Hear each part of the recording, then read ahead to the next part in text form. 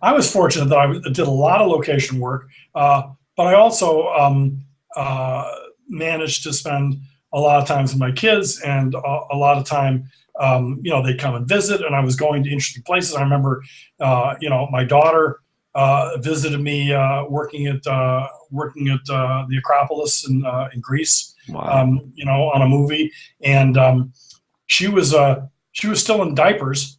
I think she was 2 years old, maybe a little older. A bunch of Greek school kids, a little older than she was, came up, and they were sort of talking to each other and all that kind of stuff like that.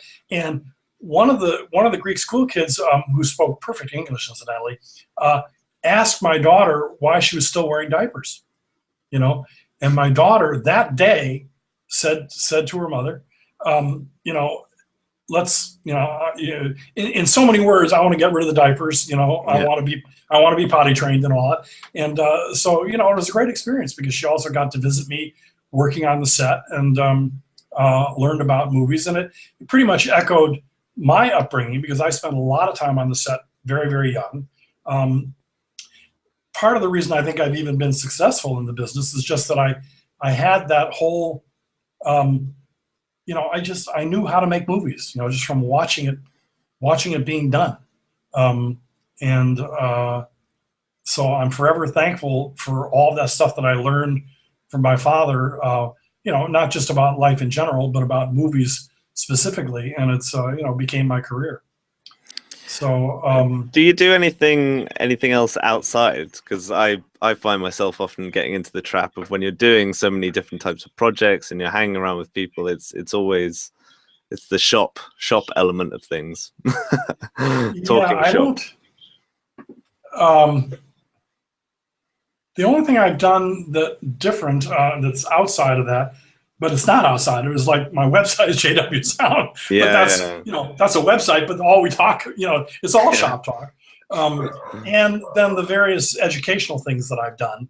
I have done a lot of guest lectures. I have taught classes at USC and at UCLA. I'm going to be teaching a class at Art Center.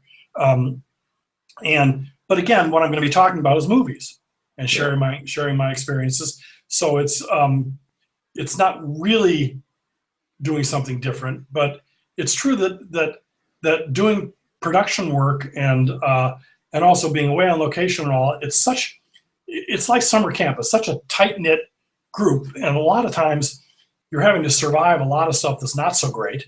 So it's kind of like wartime in a way. I remember my father told me early on, he said, working on movies is a lot like the military, and it's a lot like summer camp. And what you want to try and do is maximize the summer camp aspect, which, he was able to do beautifully in his career, because, the crew becomes like your family, because you get very close with people, because you have a common purpose. And to the extent that I know my father, when, he wasn't working as much, certainly, as he did for most of his career, because things had slowed down and he was older. He's 93 years old, and he's actually still working. He's not shooting big movies, but he's still out shooting documentaries and doing stuff. But the work slowed down a lot, and he found that he was really left to his own devices to figure out, what am I going to do every day? And there's a certain amount of freedom and liberation in having that call sheet that says, this is where you're going to be at 7 o'clock in the morning, and this is what you're going to have to do.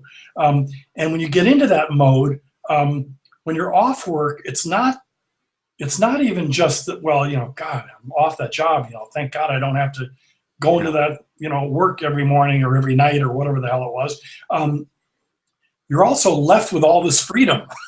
And if you're not like the typical person that, I'm off the job and now, great, I can take that vacation, or I can go fishing or whatever like that, you're sometimes left with, well, what do I do now?